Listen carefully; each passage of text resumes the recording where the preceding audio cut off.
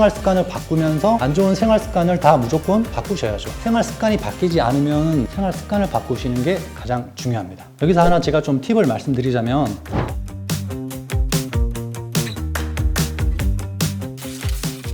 안녕하세요. 하홍병원에서 신경과 진료를 맡고 있는 신경과 의사 윤은규라고 합니다. 손저림의 치료법에 대해서 이제 사람들이 많이 궁금해 하시는데, 질환에 따라서 사실 치료법은 많이 나눠져 있습니다. 손저림을 유발하는 수근관 증후군과 목 디스크에 대해 알려주세요.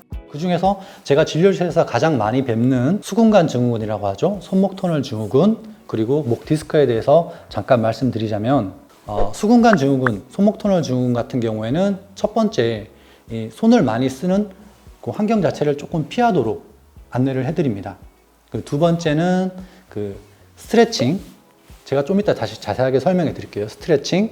세 번째는 손목에 좋은 이제 운동이 몇 가지가 있어요. 이런 운동들을 갖다가 제가 좀 설명을 해드리고, 이제 약물 치료를 저희가 좀 권해드립니다. 그래서 이런 운동과 생활 습관을 바꾸는 동안에 약물로서 환자분의 불편감을 좀 덜어드릴 수 있게 시간을 좀 벌어주는 거죠. 그럼에도 불구하고 환자분이 계속 손저림을 호소하는 경우가 있습니다. 그럴 경우에는 보통 그 정형외과 선생님이랑 같이 협진을 해서 여기 그 문제가 되는 부분에 그 인대를 제거하는 수술을 하게 됩니다.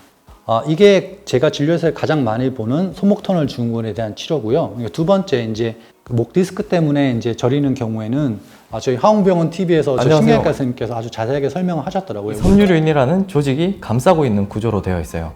이 섬유륜이 찢어지면서 수액이 돌출된 이런 상태를 말합니다. 물론 그때는 이제 허리 쪽에 관련된 얘기셨는데요. 근데 목도 아마 비슷하게 적용이 될 거라고 생각합니다. 그래서 안 좋은 생활 습관을 다 무조건 바꾸셔야죠. 신경과 전문의가 추천하는 손목 터널 증후군 완화, 예방 운동에 대해 알려주세요.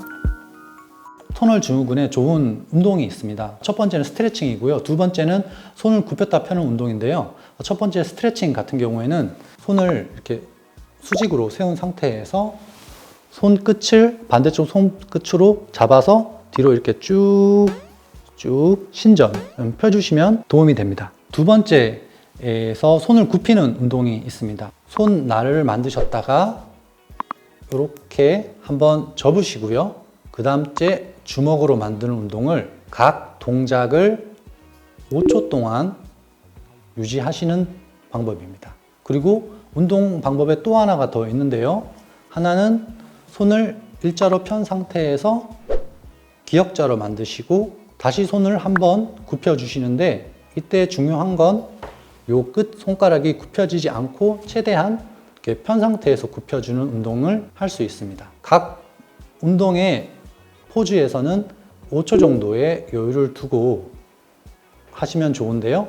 방금 제가 말씀드린 운동을 아침, 점심, 저녁 10회씩 하시면은 손목 터널 증후군이 완화되는데 많이 도움이 될 것입니다. 신경과 전문의가 추천하는 목 디스크 완화, 예방 운동에 대해 알려주세요. 여기서 하나 제가 좀 팁을 말씀드리자면, 저는 제 진료실에서 목받침이 없는 의자를 쓰고 있습니다. 이런 의자처럼 목받침이 없는 의자를 쓰고 있는데요.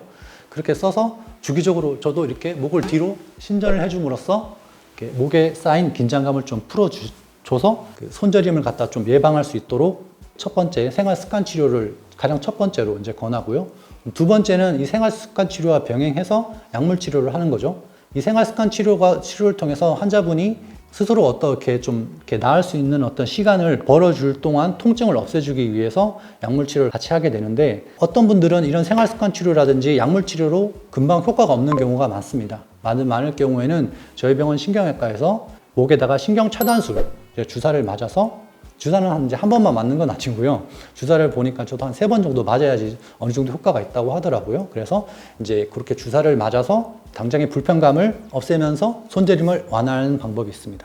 하지만 가장 중요한 건 뭐죠? 생활 습관이 바뀌지 않으면 다시 재발하겠죠. 그렇기 때문에 가장 중요한 거는 생활 습관을 바꾸시는 게 가장 중요합니다. 손저림 완화, 운동 말고 다른 방법은 없을까요? 저처럼 혹은 뭐 컴퓨터를 많이 쓰는 분한테 조금 도움이 될 것 같은데요. 저희가 보통 키보드가 어떻게 돼 있죠? 이렇게 경사면이 돼 있고, 저희 손은 키보드를 치기 위해서 손목이 약간 이렇게 굽혀져서 키보드를 치게 되어 있습니다. 약간 경사면이 이렇게 되어져 있는 것은 그 이유가 바로 손끝에 힘을 줘서 정확하게 키보드 타자를 치라고 그렇게 설계가 되어 있는 것 같아요. 하지만 요즘에 나오는 이제 인체공학적 키보드라든지 인체공학적 마우스 같은 걸 이제 보시게 되면 손이 자연스럽게 이렇게 떨궈지게 키보드가 설계가 되어 있어요.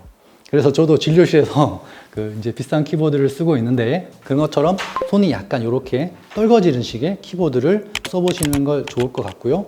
혹은 키보드 받침대를 너무 세워서 쓰는 것도 손목이 많이 꺾일 수 있기 때문에 손목 터널 증후군엔 좋지 않을 것 같아요. 결국에는 이제 손목이 많이 꺾여져 있는 자세를 조금 피하시는 게 좀 좋지 않을까라는 게 제 생각이고요.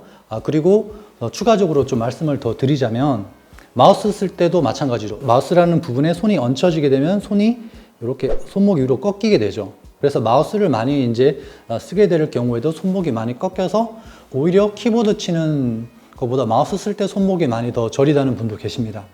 그때는 이제 마우스 자체를 좀 바꿔보시거나 요즘에 이제 버티컬 마우스라고 해서 세워 쓰는 이제 마우스가 있어요.